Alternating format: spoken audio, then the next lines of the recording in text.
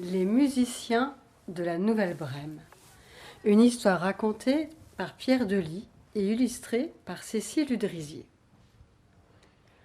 Envole-moi vers la lune, envole-moi. Dans la forêt lointaine, on entend le caribou. Il chante tout le temps, Francky le caribou. Il rêve de devenir chanteur. Chez les caribous, on n'a jamais vu ça. Il faut dire qu'ici, on ne rêve pas beaucoup. Manger, boire, dormir, avoir des petits caribous, et puis c'est tout. Tous les autres lui disent « Arrête, Francky, mais pourquoi t'es pas comme nous ?» Alors, un jour d'automne, dans la forêt en or et en acajou, Francky s'en va vers l'ouest. Il part vers la Nouvelle-Brème, la ville qui aime les musiciens.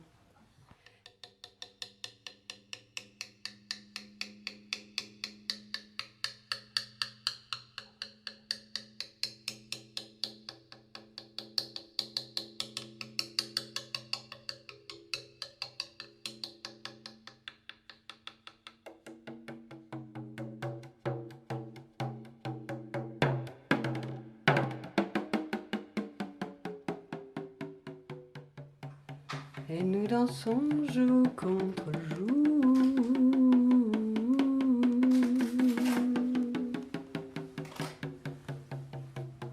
Poum, poum, pam, padapa, poum, poum, poum, poum, padapa, poum, poum. Max, le castor, s'agite sur sa digue toujours pas construite. Le boulot, c'est usant. Max rêve d'un avenir sans barrage. Il veut être musicien, batteur, roi des percussionnistes. Chez les castors, on n'a jamais vu ça. Tous les autres lui disent « Arrête, Max, mais pourquoi t'es pas comme nous ?» Alors, un jour de printemps dans la forêt verte et tendre, Max s'en va vers l'est. Il part vers la Nouvelle-Brème, la ville qui aime les musiciens.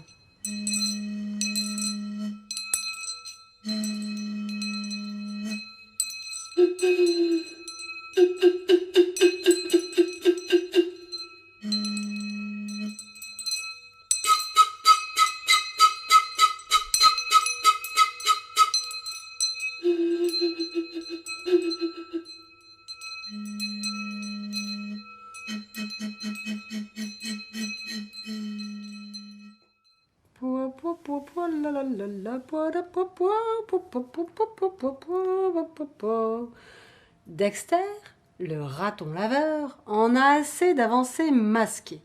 Il souffle dans les roseaux, il fait chanter le vent. « Nettoie et tais-toi !» lui dit-on depuis qu'il est raton. Mais non, Dexter rêve de souffler et de swinguer. Chez les ratons laveurs, on n'a jamais vu ça. Tous les autres lui disent « Arrête, Dexter, mais pourquoi t'es pas comme nous ?» Alors, un jour d'hiver, dans la forêt blanche et froide, Dexter s'en va vers le sud. Il part vers la Nouvelle-Brème, la ville qui aime les musiciens.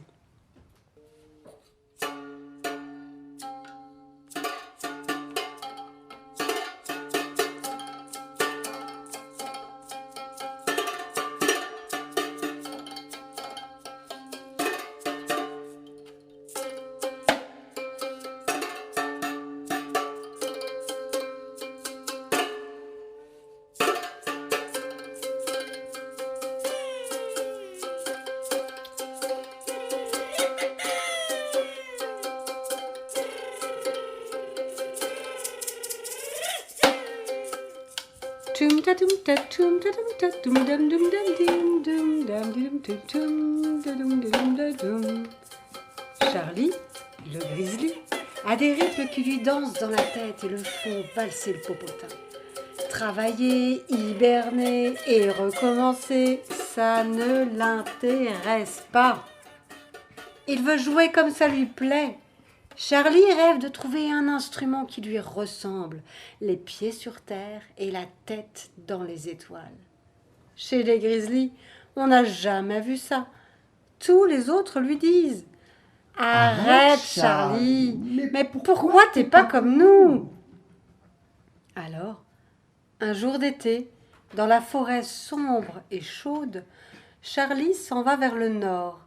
Il part vers la Nouvelle-Brême, la ville qui aime les musiciens.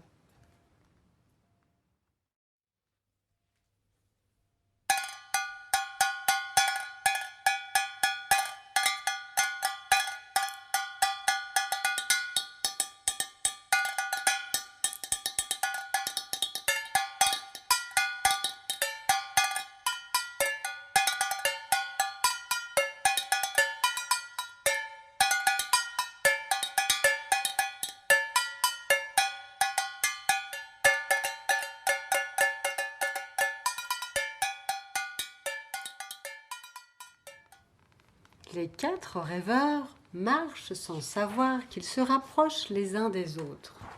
Un soir, au croisement des 4 chemins, on entend « Je l'ai fait à ma façon ». C'est Frankie.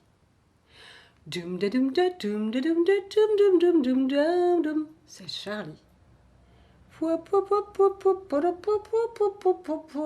C'est Dexter. Poum, tim, poum, pam. Et voilà Max. Les 4 musiciens ont tous fait une longue route. Ils ne se connaissent pas, mais ils se reconnaissent déjà. Frankie sourit. Nous sommes des étrangers dans la nuit, rien que des étrangers dans la nuit. Ils parlent jusqu'au petit matin, puis encore toute la journée. Ils rêvent les yeux ouverts. Ce qui les réunit est tellement plus fort que leurs différences. Ils repartiront ensemble, c'est décidé.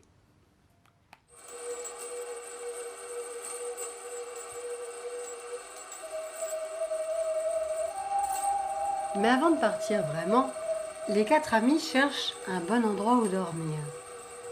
Le soir venu, ils aperçoivent une cabane tapie au fond des bois. Leur sourire s'efface quand ils remarquent les peaux d'animaux tendus à l'extérieur. Sur la pointe des pattes, ils s'approchent et regardent par la fenêtre. 4 hommes affûtent leurs couteaux et préparent leurs fusils. Des braconniers. Le quartier n'est vraiment pas très sûr. Mieux vaut aller voir ailleurs, commence Frankie. Après tout, ce ne sont pas nos affaires, continue Max. Pas notre problème, poursuit Dexter. Ni nos oignons, conclut Charlie. Prudemment, les 4 compères font marche arrière. Mais quelques mètres plus loin, ils s'arrêtent et se regardent. Oui, mais si nous ne faisons rien, commence Frankie. Ça va être un massacre, continue Max. Une vraie boucherie, poursuit Dexter. Alors on y retourne, conclut Charlie. Frankie a un plan.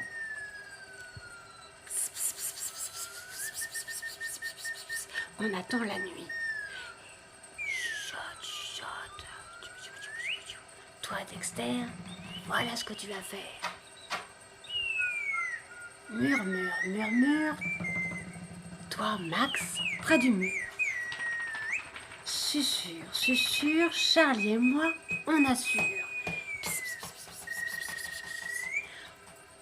Au chuchotement des comploteurs succèdent bientôt les ronflements assourdissants des braconniers. Leur boucan est impressionnant.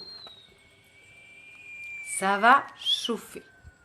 Et 1, 2, 3, 4. Frankie braille à tue-tête sous la fenêtre. Max bat la mesure sur les murs. Dexter s'époumonne dans la gouttière. Charlie chahute le linge. Waouh!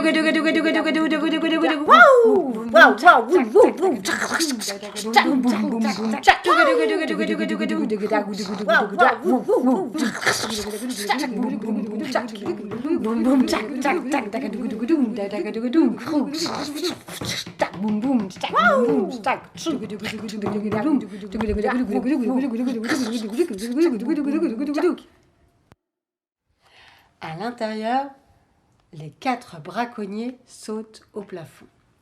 Dès qu'ils retouchent terre, ils s'enfuient dans la nuit, peur au ventre et caleçon en l'air.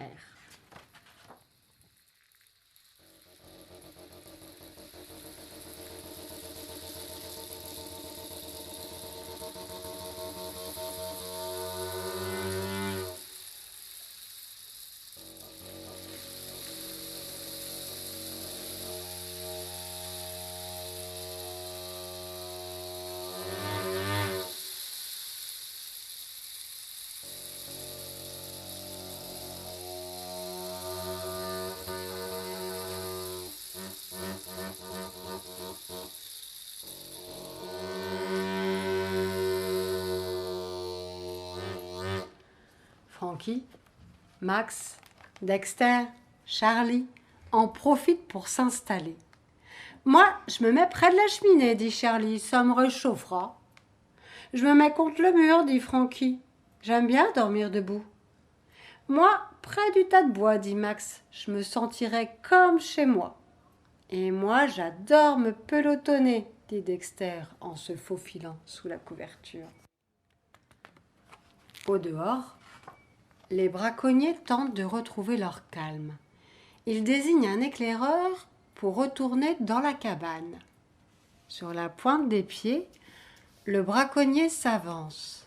Il a les pétoches. « Mais pourquoi c'est toujours sur moi que ça tombe ?»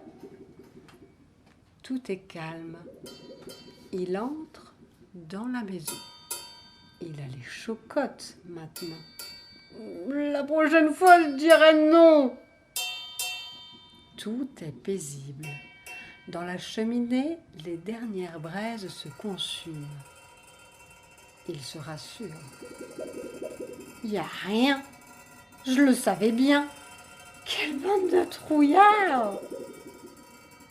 C'est à ce moment-là que le braconnier pose le pied sur une peau. « Oh, une fourrure !» se dit-il. « Qu'est-ce qu'elle fait là ? Oh, il y a quelqu'un là-dedans ! C'est qui ? C'est quoi ?» Et baf, la fourrure se dresse et lui colle une torgnole. Le voilà qui toupille jusqu'au tas de bois. Là, un terrible taille-crayon à pattes et à queue plate lui découpe les mollets. Tchac, tchac, tchac. Spam, le braconnier recule vers un porte-manteau qui lui rue dans les fesses et l'expédie droit sur le lit, où il se fait rayer la figure par une espèce de peluche en folie. Chra, chra, chra. Et ça crie, ça grogne, ça hurle jusqu'à ce que le braconnier retrouve ses jambes, son cou, ses esprits et s'enfuit.